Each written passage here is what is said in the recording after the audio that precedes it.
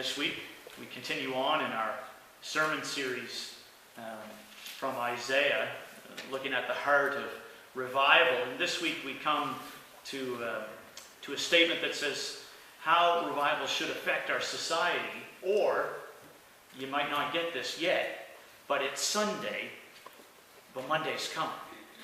Okay? A minister was wearing his clerical collar when he went into the hospital to do his hospital visitation. And he went in to visit also his wife, who was there for, she had a minor procedure. And so he stopped to see her and he chatted with her for quite some time. Before leaving, he leaned down and he gave his wife a very passionate kiss. And then he left the room. The woman next to him in the bed looked over and she was just looking at him with wide open mouth. She was just beyond herself.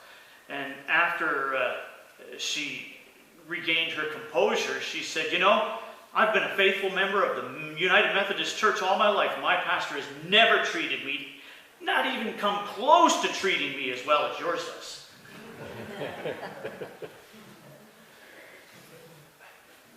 Motives. You know, here the man was visiting his wife. And, of course, the lady in the bed next door, well, I'm sure she was clarified in her position. But motives. You know, one of the words that screams from me, or screams to me, from this passage that Seth read to us earlier, Isaiah 58, is motives. What are your motives behind what you do? Is it to get what you want? Is it selfishness? Or are you motivated by love of God and love of others? Selflessness. What is your motive for serving another person? Is it so that they will then serve you in return or get something back? Or is it just to be like Jesus, to be his hands and feet? And speaking about his own motives, Jesus said in Mark 10:45, he said, "For the Son of Man came not to be served, but to serve, and to give his life as a ransom for many."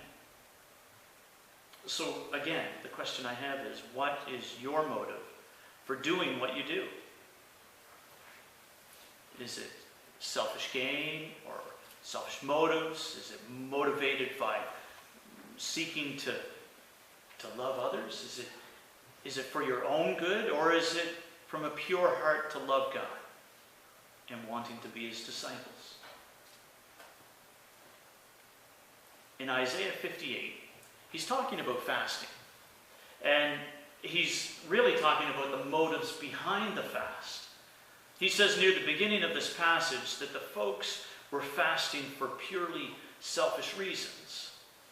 But God calls us to fast, to give up food or some sort of other activity. Maybe it's TV, maybe it's electronics, whatever. You give up something so that you can be more serious about your walk with God. It's all about Jesus and drawing closer to him and allowing him to draw closer to you. I love what Jesus said in Matthew 7, verses 7 and 8. In his Sermon on the Mount, he says, "Ask and it will be given to you. Seek and you will find. Knock and the door will be open to you.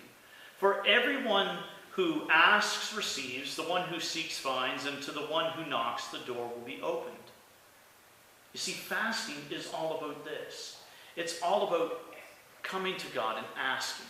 It's all about coming to God and seeking. It's all about coming to God and knocking. And it's doing this wholeheartedly, wanting to draw more on him. You see, when Jesus was talking about fasting, he said this within that same sermon in Matthew 6. He said, "When you fast, do not look somber, as the hypocrites do, for they disfigure their faces to show others they are fasting. Truly, I tell you, they have received their reward in full. But when you fast, put oil on your head and wash your face, so that it will not be obvious to others that you are fasting, but only to your Father who is unseen. And your Father who sees what is done in secret will reward you. He's talking about the motives behind the fast and the proper motives. He's talking about ultimately that fasting is all about wanting to draw closer to God so that you can live in a deeper fellowship with Him, so that you can focus on Him. As Seth was talking about yesterday, he was alone. He may not have fasted during the day, but maybe his fast was from people. Sometimes we're so surrounded by people that we need to withdraw, and maybe that was his fast yesterday, was from people. Jesus said in Matthew 15:7-9 about, he was talking about Isaiah when he said, Isaiah was right when he prophesied about you. He's talking about the teachers of the law and the Pharisees. These people honor me with their lips, but their hearts are far from me. They worship me in vain. Their teachings are merely human rules. Again, I say, Isaiah 58 points to motives. You see, religion that does not produce a passion for our living God, for loving Him and loving others, and serving the world, well, if it's all about just rules and regulations, it's really worthless. That's what Jesus talks about here. That it's in vain. It's all about drawing close to Him. Jesus' brother James, in his letter in chapter 2, he says this. He says, "What good is it, my brothers and sisters, if someone claims to have faith but has no deeds? Can such faith save them? Suppose a brother or a sister is without clothes and daily food. If one of you says to them, 'Go in peace, keep warm and well fed,' but does nothing about their physical needs, what good is it? In the same way, faith by itself, if it is not accompanied by action, is dead. But someone will say, 'You have faith, I have deeds. Show me your faith without deeds, and I will show you my faith by my deeds.'" You see, our time with God ought to transform the way we live, which ultimately changes how we live in society. And then as we live out our faith in society, well, then it transforms our neighborhoods as well. There's a well-known sermon that I've used on many occasions at Easter time when we're looking at the pain of Good Friday and how that turns into the joy of Easter. It's, Friday, but Sunday's what? Coming, right? Well, the statement occurs over and over in the sermon. It's Friday, but Sunday's coming. Well, I want to give you another statement, and that is, it's Sunday, but Monday's coming. We are here gathered together to worship. We're here to be encouraged in Christ. We've gathered to focus on Him, to see how He wants us to live. And then that changes how we face our Monday through Saturday. Just like a true fast is to change how we live and love every day, we're here with our voices lifted, our heads bowed, our prayers rising, to adjust our hearts. To adjust our hearts to God and what He desires for our lives. What does God think? How does He want us to act? How does He want us to react? Well, in one sense, what's that statement? When the rubber hits the road? Well, you'll find out tomorrow. It's Sunday, but Monday's coming. The pressures of life will crowd in. Things will happen that we could never have seen coming. Like pipe bombs being delivered to people all over the United States. Craziness happens. Will the devotion of Sunday produce a passion for living for God on Monday? That's the question. And I believe that's the question throughout Isaiah 58. Is your passion for God changing your life? And if it is, then that changes our society. In Isaiah 58, 8 and 9, he shares what results from a true fast and a true heart for God. When he says this, he says, then your light will break forth like the dawn. That's your living for Christ will break forth like the dawn. And your healing will quickly appear. Then your righteousness will go before you, and the glory of the Lord will be your rear guard. Then you will call, and the Lord will answer. You will cry for help, and he will say, here am I. Jesus said it this way in Matthew 23. He said, woe to you, teachers of the law and Pharisees, you hypocrites. You are like whitewashed tombs, which look beautiful on the outside, but on the inside are full of the bones of the dead and everything unclean. In the same way, on the outside you appear to people as righteous, but on the inside you are full of hypocrisy and wickedness. Jesus was warning the teachers of the law, those who should have known better, that their hearts and motives were far from God. And ultimately he was calling them back to God so that their lives would change the world. That their faith, as James put it, would result in deeds. Not deeds to gain salvation, but deeds to live out our faith for him and our love for him. Later in Isaiah 58, 6 and 7, and then 9 and 10, Isaiah tells us that loving God and loving others and serving the world what it ought to look like and what it is that pleases God. Where it says, is not this the kind of fast I have chosen? To loose the chains of injustice, to untie the cords of the yoke, set the oppressed free, and break every yoke? Is it not to share your food with the hungry and to provide the poor wanderer with shelter? When you see the naked, to clothe him, and not to turn away from your own flesh and blood? Then in the middle of verse 9, he goes on to say, if you do away with the yoke of oppression, with the pointing finger, the malicious talk, and if you spend yourselves in behalf of the hungry and satisfy the needs of the oppressed, then your light will rise in the darkness. You see, revival is all about hearts being changed and turned to God. It's all about our motives being pure and pointed toward God, and our actions being pure and willing to help others. Isaiah outlines 5 different needs that we can seek to help in addressing. The first one, he says, is the need for freedom from bondage and oppression, where he says, loose the chains of injustice, untie the cords of the yoke. Jesus said it well in Matthew 7:12. He said, so in everything, do to others what you would have them do to you, for this sums up the law and the prophets. That's dealing with freedom from bondage and oppression. Deal with others as you would have them deal with you.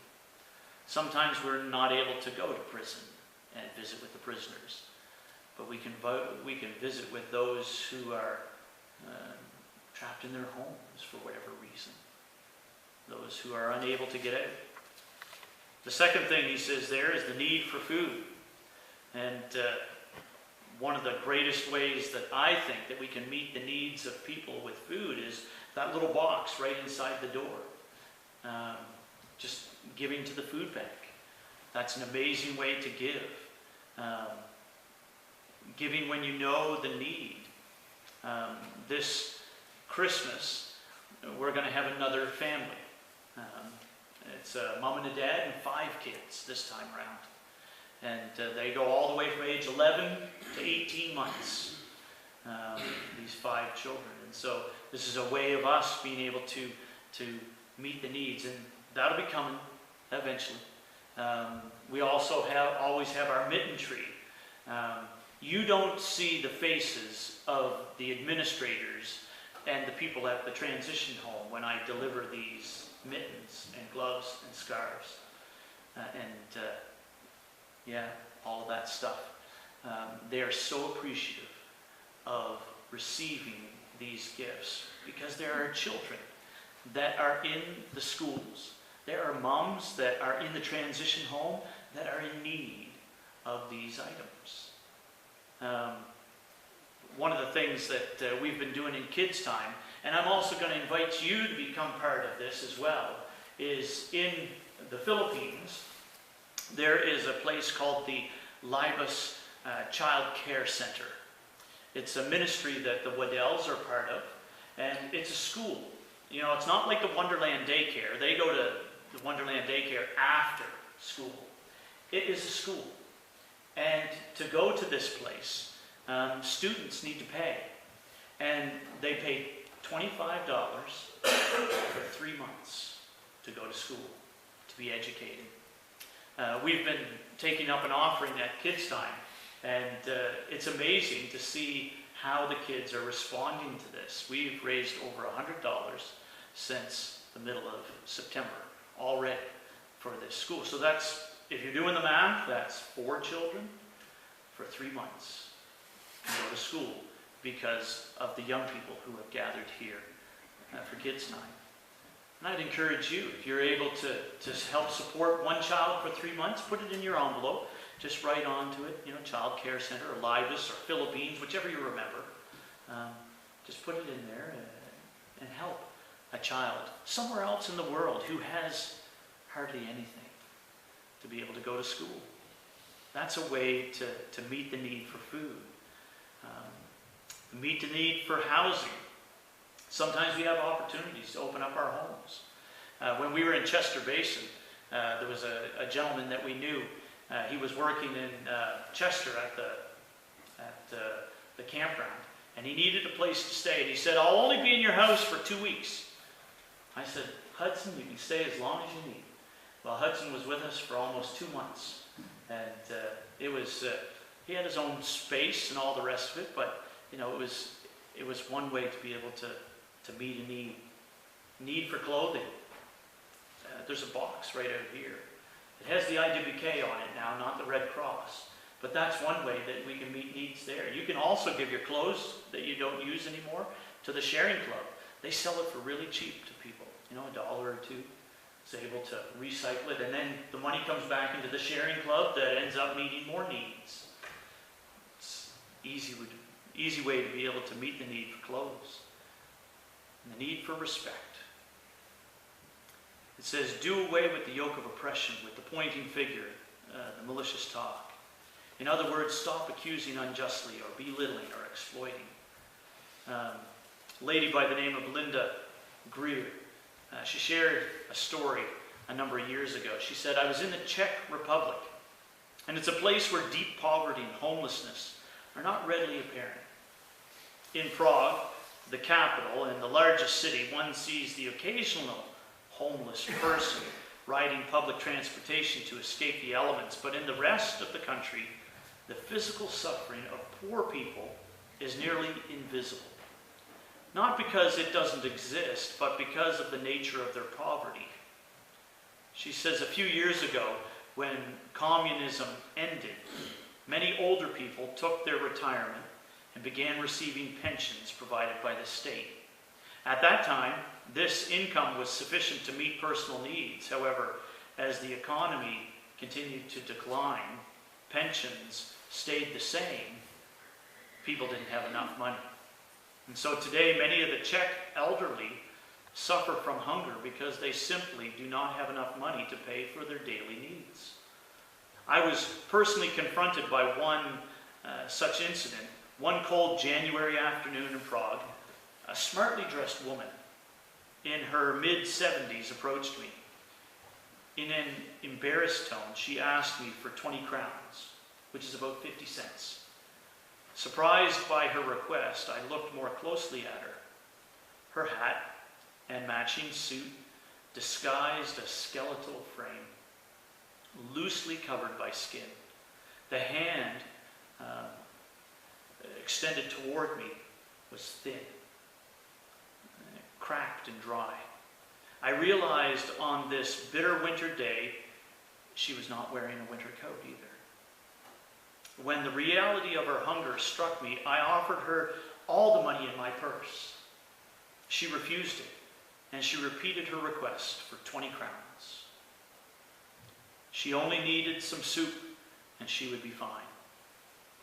Shocked by her refusal, I mutedly handed this whisper of a woman a coin, and she slipped away. She says, as I reflected on what had just happened, I realized that though this woman had little money, she had great dignity. No matter what I gave her, I could never take that away. Treating people with respect, even when we give, when we meet the needs. James said, do not merely listen to the word and so deceive yourselves. Do what it says. What good is it, my brothers and sisters, if someone claims to have faith but has no deeds? Can such faith save them? Suppose a brother or sister is without clothes and daily food. If one of you says to them, go in peace, keep warm and well fed, but does nothing about their physical needs, what good is it? In the same way, faith by itself, if it is not accompanied by action, is dead. Someone will say, you have faith and I have deeds. Show me your faith without deeds, and I will show you my faith by my deeds. Isaiah was encouraging the people of Israel to a true fast. One of the things that you may have noticed in the bulletin is that our CBAC is encouraging us this week to a week of prayer and fasting. And there's a video on the computer that I wanted to show at this time in regards to this.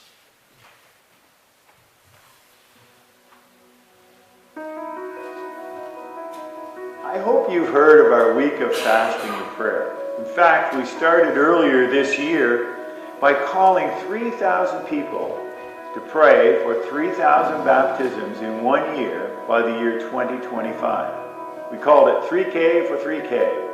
Hey, it's not too late to sign up. We'd love to have you join us. But what we think is really needed is a prayer movement. We're hoping that you would take time to fast and pray and to enhance your own prayer life by spending time alone with God. In fact, we're calling it Making Space for God.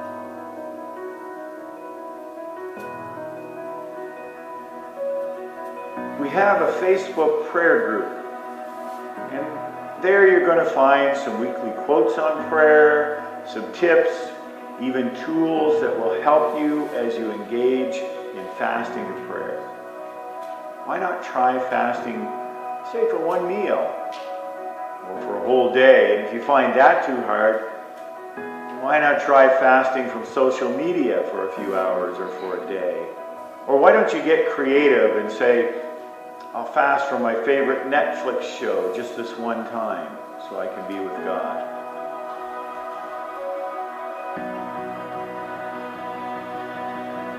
We have a team of people to assist you and encourage you as you pray. Why don't you join hundreds of other people as we seek God's presence together?